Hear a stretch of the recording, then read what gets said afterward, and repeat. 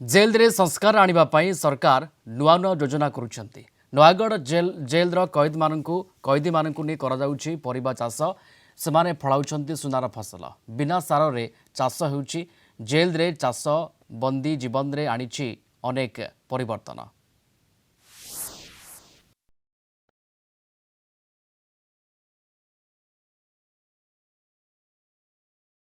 स्वच्छ निर्मल और सबुजमय नयागढ़ जिला कारागार जो दिगक चाहिए खाली सबुजमय सबुजिमारे भर्ती हो जाइछि पूरा जेल परिवेश। जेल थिबा कैदी और विचाराधीन कैदी मनरे संस्कार आनिबा पई जेल सुपरिटेडेंट विभिन्न कार्य करुछंती।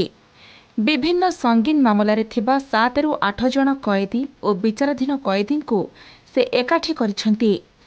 सेमानंकु परिबा चाष पई कहिथिले। टांगरा भूइरे चाष करिबा सहज नथिला। इच्छा शक्ति आगरे सबकिछि हार मानि जाइथिला। सेही टांगरा भूइरे बाइगण भेंडी कुंदुरी लाउ अमृतभंडा हलदी पाळुओ भली विभिन्न फसल हेउछि। लाइफर होला पर आम जेल भीतर रहलु तापर आम बहुत मानसिक चिंतार रहलु रहा पर आम सुपरिटेडेंट सार थे आमको आसिक कहले तुम सब चाषबास कर आउ सब चाषबास कलापर जहाँ हम तुम मजूरी दिहब से आमको सार 95 टଙ୍କା देले। 95 टଙ୍କା देके बैगण भेंडी आउे जनी सब कलु सब करके आम कैंटीन की देलु। कैंटीन दवा भितर से जाऊ परिवा बाहर के कैंटीन देलु से रोषे है से खाई आम आज्ञा भल सुस्थ रह बहुत मानसिक चिंतार थिलु ये सुपरिटेडेंट कहला से ताष बेस कर बोली कहला बेलू ताष बेस आम करुचु बैगण भेंडी कलरा सब ताष करुचु भंडा सब कैंटीन दौचु किचन दौचु किचन देला आमको रोषे कर दौरान बहुत आम भलर अच्छु पैसा भी आम पाचु। बहुत मानसिक दुश्चिंता रोली आम जेल सुपरिटेडेंट बगीचा कम मत लगे मो मानसिक टी भल अच्छी आम ये भल फसल भी करुचु से फसल आमर कैंटीन की जाए से खाया पीया को दिया हुए। कौन सी रासायनिक पदार्थ दि जाउनी। खत और घासरू सार प्रस्तुत करी चाष करुछंती।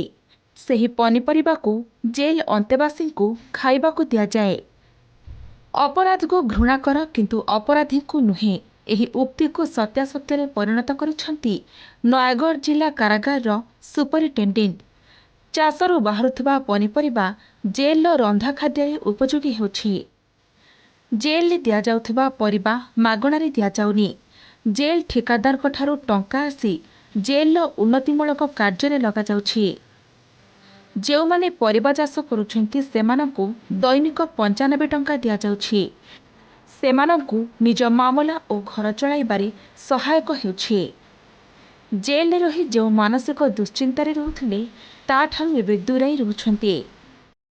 7-8 जन कैदी आमर बगीचा गैंग पास होती से सकाल 7टार टिफिन करके 10टा 10:30 पर्यंत आसिक बगीचार सब काम कर पर हेड पर मंथ 95 टंका जोटा कि इनसेंटिव आकार दि जाऊँगी से खर्च बार्च कर फैमिली मेम्बर आसिले भी दौरान जो केस वाला आमे तो भितर को आसला आमे मु प्राय केस कथा देखेनी जिते बड़ क्रिमिनाल हेले भी आमे ताको मुख्य सत्य को केमिति आनिबा सेडा ही मुख्य उद्देश्य।